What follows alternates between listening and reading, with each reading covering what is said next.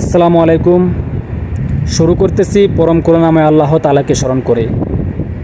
অত্যন্ত গুরুত্বপূর্ণ একটি বিষয়, টাকা পাচার। টাকা পাচার নিয়ে শুধু কথাই হয়, চলে বক্তৃতা আর বিবৃতি, কিন্তু আসল কাজটি করা হয় না। ফলে অব্যাহত থাকে পাচারকারীদের টাকা পাচার।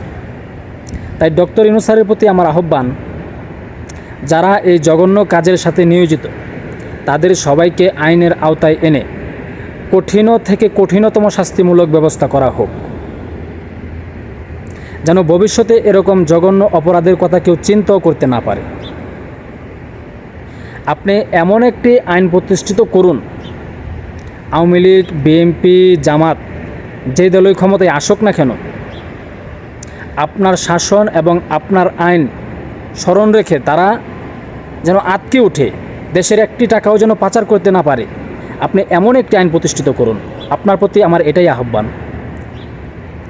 একটি বিষয় লক্ষ্য করে দেখেন, আমরা ইতিহাসে দেখেছি এমন একটা দিন ছিল তখন ব্রিটিশেরা আমাদের দেশে এসে লুটপাট করে সব কিছু তাদের দেশে নিয়ে যেত, কিন্তু এখন আর তারা আসে না। কেননা এখন আমরা নিজেরাই লুটেরা, আমরা নিজেরাই লুটপাট করে সব কিছু ব্রিটিশের দেশে গিয়ে রেখে আসি। তাহলে তাদের আসার দরকারটা কী? তাই বিএনপি, জামাত, আওয়ামী লীগ যে দলই ক্ষমতায় আসুক, যেন একটি টাকাও যেন পাচার করতে না পারে। ডক্টর ইউনূসের প্রতি আমার এটাই আহ্বান, এরকম একটি আইন প্রতিষ্ঠিত করার জন্য। এবং বাংলাদেশের রাজনীতির প্রেক্ষাপটে আওয়ামী লীগ, বিএনপি, জামাত তারাই কিন্তু দেশটা চালাবে, ঘুরিয়ে ফিরে কিন্তু তারাই আসবে ক্ষমতায়।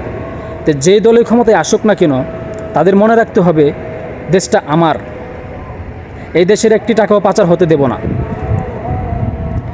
কারণ এই দেশের একটি টাকা পাচার হওয়া মানে আমার টাকা পাচার হওয়া। দেশটা তো আমার, একটি টাকা পাচার হওয়া মানে আমার টাকা পাচার হওয়া। এই বিষয়টা মাথায় রাখতে হবে এবং টাকা পাচারের যে মনোভাব সেটা চেঞ্জ করতে হবে, সেটা বদলাতে হবে। আপনারা যেই দলের ক্ষমতায় আসেন, আপনারা বিষয়টা মাথায় রাখবেন।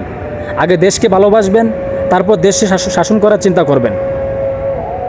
জয় বাংলা, জয় হোক বাংলার জনগণের। আসসালামু আলাইকুম।